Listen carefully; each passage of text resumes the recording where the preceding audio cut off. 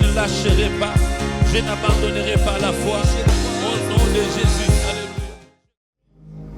Il y a des textes de la Bible qui se réfèrent uniquement de votre corps. Il y a aussi des textes qui se réfèrent uniquement de votre âme. Et il y a des textes qui se réfèrent à l'esprit.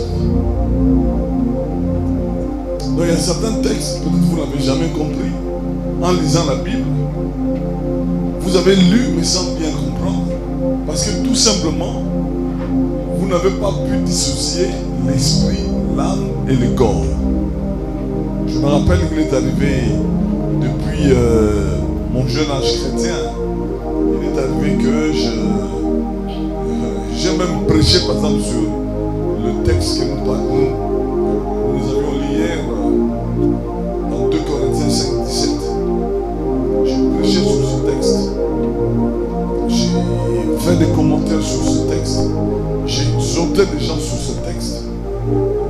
Mais c'est seulement ces dernières années que j'ai compris ce que ça voulait dire ce texte, parce que j'ai compris l'esprit, l'âme et le corps.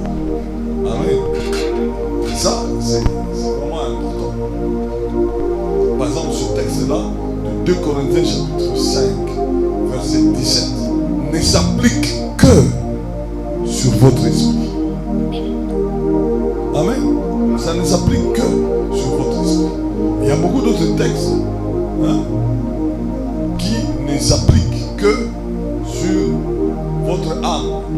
Nous avons dit hier, je vais essayer de récapituler, nous avons dit que le corps, c'est ce que vous voyez. Quand je vous parle, vous voyez mon corps, n'est-ce pas?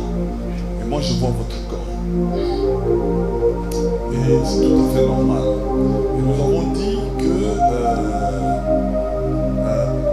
l'âme, plutôt si je reviens d'abord sur le corps, nous avons dit comment reconnaître son corps, comment est-ce que vous êtes dans votre corps. Vous allez devant un miroir, n'est-ce pas? Vous regardez dans un miroir et le miroir vous dit ce que vous êtes en tant que corps. Ça va? C'est-à-dire quand tu te regardes, tu peux te dire non, moi je suis brun ou je suis brune, ou moi j'ai des yeux comme ceci, et j'ai des paupières, et puis mes dents sont comme ceci. Regardez devant un miroir. D'accord? Voilà. Et nous avons dit que l'âme, c'est le siège de nos émotions, notre intelligence, notre volonté. Nos pensées se situent dans notre âme. Donc quand on parle de quelqu'un, on parle du caractère de quelqu'un, c'est généralement situé dans son âme. Quand on dit cet homme-là est colérique, c'est un problème d'âme, c'est au niveau de l'âme. Quand on dit il est intelligent, c'est au niveau de l'âme. Donc l'âme, on dirait, détermine notre personnalité. Amen. L'âme détermine notre personnalité. Nous avons dit ce que c'était. Et l'esprit, nous avons dit que l'esprit, c'est en fait la troisième partie de l'homme. Et c'est la partie la plus importante. Amen. L'esprit, c'est la partie la plus importante. Et l'esprit, c'est celui qui a subi la conversion. Quand vous avez accepté Jésus-Christ, la transformation s'est faite au niveau de votre esprit. Amen. Au niveau de votre esprit. C'est là où se fait la transformation. Dans la conversion, c'est quand tu dis je suis converti. C'est en fait au niveau de ton esprit que tu es converti. Et nous avons dit en lisant le texte hier, celui qui est en Christ, il est une nouvelle créature. La Bible ne dit pas que il deviendra une nouvelle créature. Non, la Bible dit il est une nouvelle créature. Les choses anciennes sont passées. La Bible ne dit pas que les choses anciennes sont en train de passer. Non. La Bible dit les choses anciennes sont passées. Et voici toutes choses sont devenues nouvelles. Amen. C'est très simple. Mais c'est ça la vérité.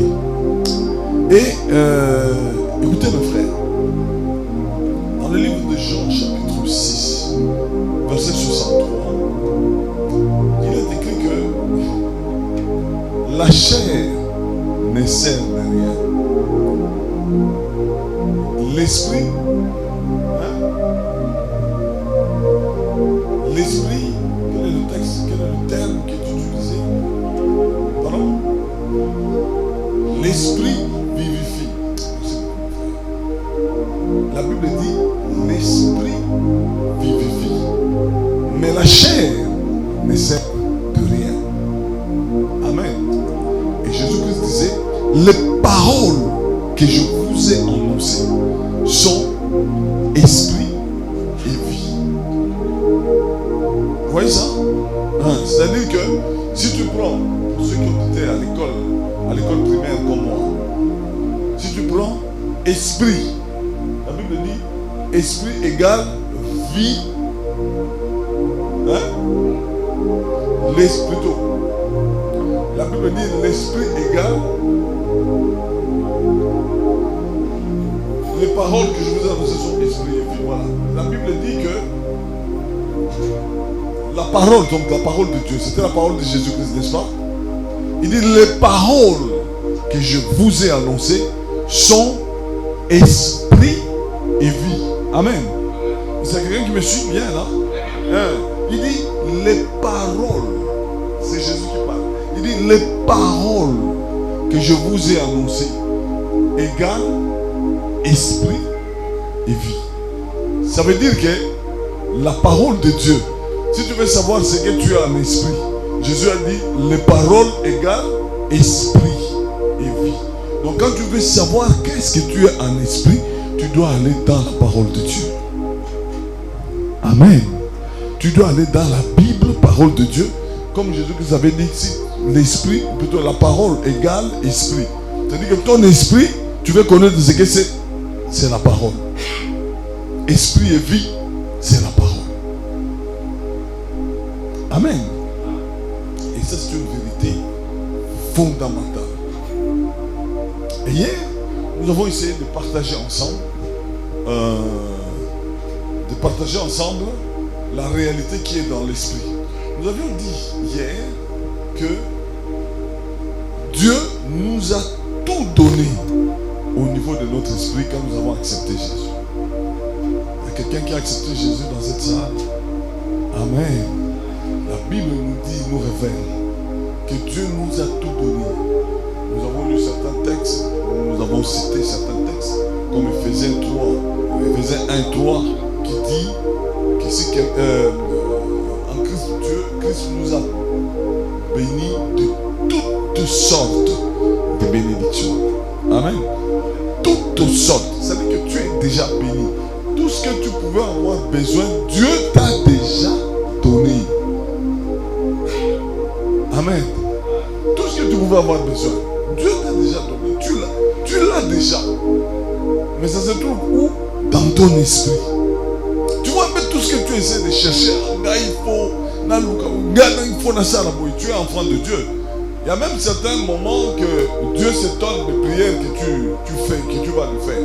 Il y a des gens qui vont devant Dieu et disent, Seigneur, bénis-moi, Seigneur, bénis-moi. Par moment, Dieu est étonné. Il dit, je l'ai déjà fait. Amen. Il l'a déjà fait. Quand on voit, il y a des gens qui se réfèrent parfois à certaines personnes qui ont prié dans l'Ancien Testament.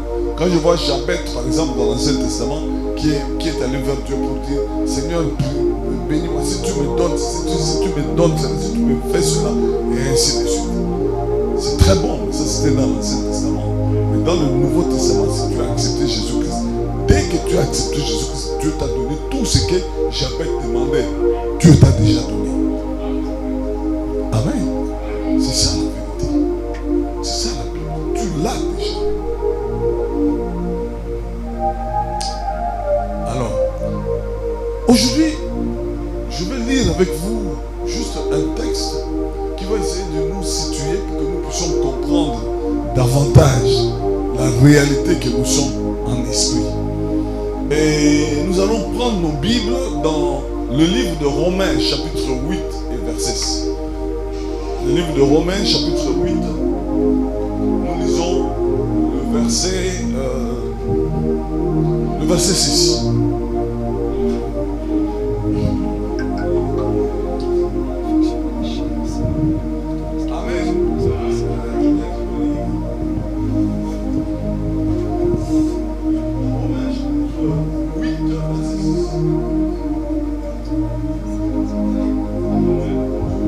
Romains 8, 6. Romains chapitre 8, verset 6. Oui, allez-y.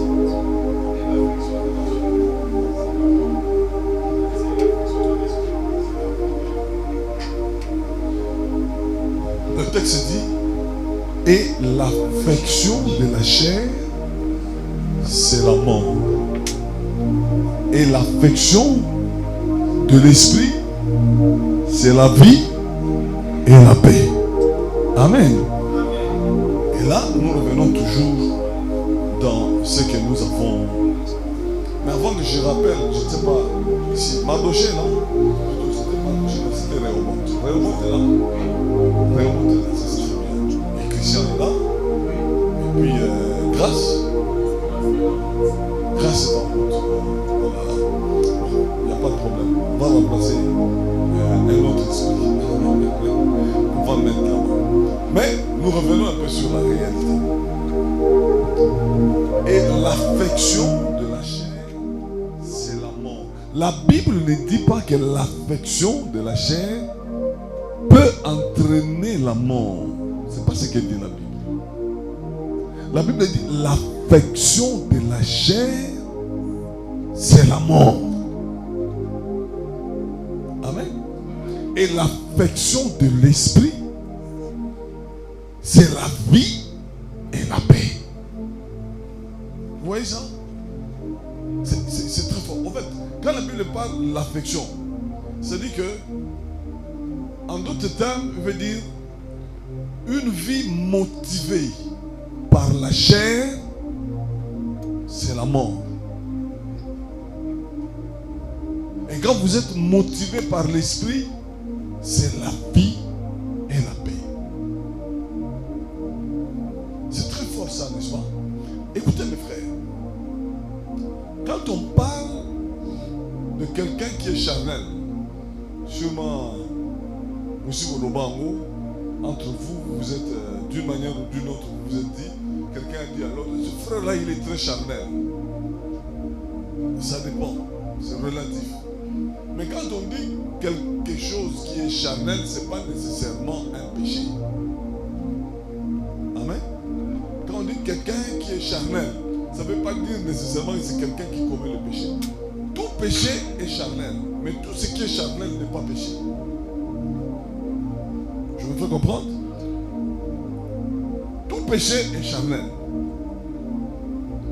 Mais tout ce qui est charnel n'est pas péché. Écoutez bien. Quand on parle de quelque chose qui est charnel, de quelqu'un qui est charnel, c'est-à-dire que c'est quelqu'un qui se comporte selon sa chair. Et quand je parle de chair ici, je vois l'âme et le corps. Je vais le dire autrement. Une personne charnelle, c'est une personne qui ne vit que selon ses 5 sens. C'est-à-dire que c'est une personne, sa vie n'est motivée que, n'est orientée que par ce qu'il voit, il entend, il goûte, il sent et il ressent. Donc quand ta vie n'est motivée que par ça, hein? Quand ta vie n'est motivée que par le fait de voir, le fait d'entendre, le fait de sentir, de goûter et puis de ressentir, si ta vie n'est conduite que par ça, tu es un frère charnel.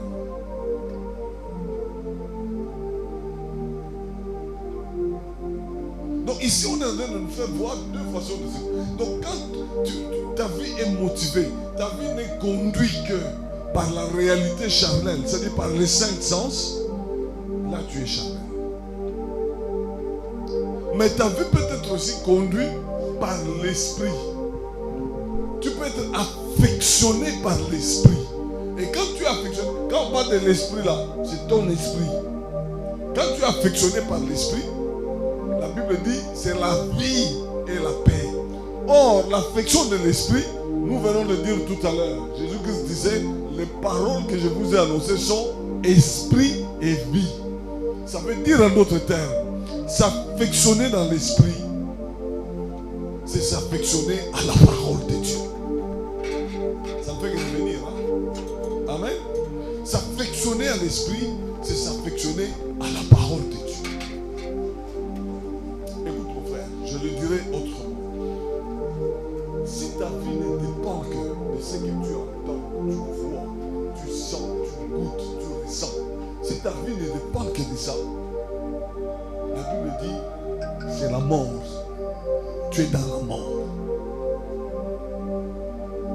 C'est la mort. La Bible ne dit pas que ça peut t'entraîner à la mort. La Bible dit c'est la mort. Mais si tu es affectionné par l'esprit, indirectement, si tu es affectionné par la parole de Dieu, la Bible dit c'est la vie et la paix. S'affectionner dans l'esprit, c'est s'affectionner de la parole de Dieu. Ça dit que maintenant, ça ne sera plus mon corps me dit, par exemple, quand mon corps me dit j'ai mal là, toute mon attention, j'ai mal là, c'est que je suis malade. Donc quand je sens, je dis donc je suis malade. Si ta vie n'est dirigée que par ça, ou quand tu vois la situation qui vient de se passer, tu dis en tout cas, tu es bicate. Et quand tu vois ta situation, tu regardes dans, je ne sais pas si vous avez des banques ici, tu vas regarder tes réserves à la banque. Quand tu regardes seulement, tu dis, comment je vais faire? Quand tu entends la situation, ma vie, non, crise, mon koya. Dès que tu entends ça, tu es troublé. Donc, ta vie dépend de ce que tu entends, de ce que tu vois, de ce que tu goûtes, de ce que tu sens, de ce que tu ressens. Si ta vie ne dépend que de ça, la Bible dit c'est la mort. Amen. Donc c'est très dangereux de faire dépendre ta vie que de tes 5 sens. Mais quand ta vie dépend de l'esprit, même quand les 5 sens te donnent une information, tu vas chercher, mais qu'est-ce que Dieu dit dans sa parole? C'est ça l'affection de l'esprit. Qu'est-ce que Dieu dit? Dès que tu as une douleur, tu dis, je suis malheureux. Et il y a même des gens qui même, vous savez, avec la situation de Covid, il y a eu des gens qui sont morts tout simplement en attendant. Donc il va à l'hôpital et puis le médecin lui dit que tu as le Covid. Seulement en entendant, c'était suffisant que ces gens puissent s'écouler. Vous voyez quelqu'un qui était venu en bon état de santé et dès qu'il arrive là, on lui donne cette information et quelques instants après, la personne va se fondre jusqu'à mourir. Pourquoi? Parce que il a entendu. Il n'a pas cherché. Ce que j'ai entendu ici, c'est ça ma chair. C'est ça mes 5 sens. Mais qu'est-ce que Dieu dit? C'est ça le problème. Donc dès qu'on nous dit, il y a des gens, si on nous dit, on peut lui dire, mais tu as le sida. Dès qu'on nous dit ça, mais quel trouble va le prendre? Mais on a vu des gens qui étaient sidéens, qui ont été guéris. Amen. Et qu'est-ce qui te dit que ce que le médecin a dit, c'est vrai? Vous savez combien de gens qui ont reçu des informations comme ça, c'était faux, mais ils ont cru en ça, et puisqu'ils ont cru en ça, c'est devenu vérité, réalité dans leur vie. L'affection de la chair, c'est la mort. Amen. Amen. Quand les 5 sens te parlent, ne te limite pas là. Retourne dans les Écritures pour savoir qu'est-ce que Dieu dit, qu'est-ce que la parole de Dieu dit. Vous voyez ça? Vous voyez ça? Il y a des gens qui sont je me rappelle, je parlais avec Papa Serge, qui me parle de quelqu'un à qui on a donné une information. Le médecin lui a dit, voilà, tu as ceci, tu as ceci. Donc, le type a vu sa mort. Et quand il va parler avec Papa Serge Serge a fait? Il a essayé de détourner cette personne de l'attention de ses 5 sens pour le conduire vers la parole de Dieu. Change de regard. Au lieu de regarder tes 5 sens là, tourne tes regards vers la parole de Dieu. Et quand la personne tourne le regard vers la parole de Dieu, il va faire les examens. Et là, il a changé de clinique. Il est allé faire les examens ailleurs. Il va faire l'examen. On ne dit, tu n'as aucun problème. Et pourtant, dès que le médecin, il allait bien, dès que le médecin lui a dit, tu as eu une masse quelque part, le type s'est effondré, il est devenu malade. Il était devenu malade. Mais il a failli que, heureusement, Dieu te bénisse, heureusement qu'il est passé par là. Alors il a aidé cette personne, il dit, non, mais qu'est-ce que le médecin a dit? Et finalement, le papa la change de médecin, il va ailleurs. Quand on va faire des examens, il n'y a absolument rien. Amen. Il y a des gens ici, leur vie ne dépend que de ce qu'ils voient. C'est-à-dire, dès qu'il a une petite douleur, il commence à réfléchir. Quel médecin je vais prendre? Quel médicament je vais prendre? Comment je vais procéder pour cette histoire? Comment je vais faire pour cette histoire? Aide-moi. Aide-moi à te dire que tu es charnel. Amen. Amen. La première des choses que tu devais faire quand tu ressens quelque chose de compliqué, la première des choses, tu devais te référer à la parole de Dieu. Amen. La première des choses, tu devais dire, oui, je sens ça, mais qu'est-ce que Dieu dit? Et quand je sais que Dieu dit par le meurtrissure de Jésus, j'ai été guéri, je vais me mettre sur ça. Tu dis, voilà la vérité. Écoutez mes frères, si tes sens te disent quelque chose et Dieu te dit le contraire, qui a raison? Qui a raison?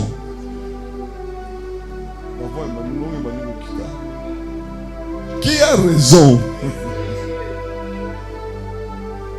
Donc tes sens te disent, tu as ceci, tout ça. Donc on m'a dit que la situation en bon, affaire de ça et s'imiter. Ça ne marche pas. Et dès que tu entends ça, la première réaction, c'est de faire tous les soucis du monde, commencer à imaginer qu'est-ce que je vais faire, qu'est-ce que... Non, la première réaction devait être retourner vers Dieu, retourner vers sa parole qui dit qu'il est capable de te combler de toutes sortes de bienfaits. Il est capable de te combler de toutes sortes de bonnes choses, afin que possédant toujours, en toutes choses, de quoi satisfaire à tous tes besoins, tu en as encore en abondance pour toute bonne œuvre. Amen. Je me rappelle qu'il est arrivé un moment où, je crois que ça devait être après l'histoire du Covid. Parce que nous avions été confinés en Afrique du Sud. Je suis allé avec madame et puis on est resté là pendant pratiquement 9 mois. Et quand je rentre, tout avait basculé, les affaires, c'était compliqué. Il y avait tout intérêt de commencer. Comment ça va se passer? Comment est-ce que nous avons compris qu'il fallait tourner le regard vers Dieu. Curieusement, dans le domaine où je travaille, c'est des marchés. Et je commençais à vivre des choses, je dirais, ce qui est curieux, pendant toute cette période, même des gens qui vivaient chez moi n'ont même pas senti.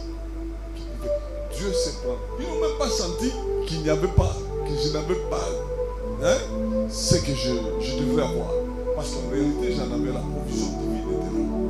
Amen. Je me rappelle qu'il y a eu un marché, un grand marché qui devait être organisé quelque part, qui devait être organisé à Kisangani. Alors ceux qui organisaient une grande maison là, une agence, Optimum, ils m'ont appelé pour ce travail pour qu'on puisse le faire ensemble.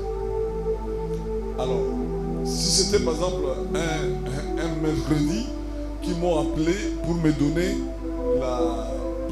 je crois que c'était la moitié de ce qu'ils devaient me payer. Une grosse somme.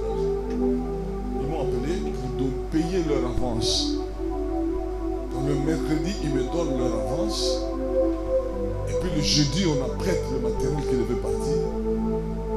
Le même jeudi soir, je crois, il y a un communiqué du gouvernement qui sort pour dire que cet événement-là où on devait aller a été reporté. En attendant, j'avais la partie d'argent et pendant cette période très compliquée de Covid, une bonne partie d'argent. Et puis c'était fini. J'ai dit, bon, c'est reporté, ça n'a jamais eu lieu d'ailleurs. Mais au moins, moi j'avais eu une bonne partie d'argent qui m'a permis pendant un temps de continuer à vivre dans la maison. Dieu, il est capable de créer des circonstances pour nous aider à comprendre que nous tourner vers lui, c'est la vie. Mais si tu te fies seulement à ce que tu ressens, à ce que tu vis, c'est la mort. Amen. Oui. Alors, je l'avais un peu pour souffler que je fasse venir encore mes trois amis. Mes trois amis. Et cette fois, il y a une soeur qui m'a remplacé grâce.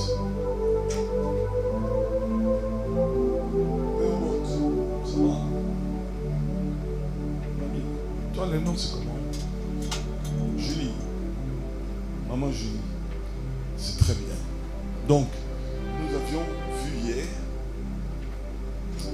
que à la conversion, amen, quand vous avez accepté Jésus-Christ, si tu n'as pas encore accepté Jésus-Christ, ça ne te concerne même pas tout ce jour. La première chose que tu dois faire, c'est accepter Jésus dans ta vie. Amen. Voilà, c'est ça la première chose. Et si tu l'as accepté, ce que j'ai dit là, te concerne vraiment. Quand vous avez accepté Jésus-Christ, ce qui a subi une transformation totale et même parfaite, c'est votre esprit. Donc ici nous avons l'esprit, nous avons l'âme et nous avons le corps. Amen. Voilà. L'esprit. C'est l'esprit qui a subi une transformation totale et parfaite. Et au niveau de votre esprit, Dieu a tout donné.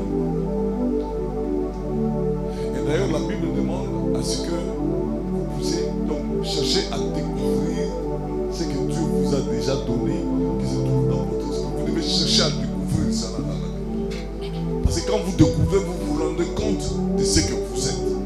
Amen. C'est très important. Alors, Dieu nous a tout donné. Il y a des textes que nous devons voir ça. Un des textes, c'est que je vais vous dire, genre, plutôt Ephésiens 1, 3. Toutes sortes de bénédictions. Si on va dans Colossiens 2, 10, nous avons tout pleinement en Jésus-Christ. Amen. Tu vas chercher encore quoi? Tu as déjà tout. C'est pourquoi je disais, il y a des prières quand on va vers Dieu pour faire ces prières, Dieu lui-même est donné. Il vient me demander ce que je lui ai déjà donné. Tu es plutôt appelé à activer ce que Dieu t'a déjà donné. Amen. Voilà. Donc tu as tout.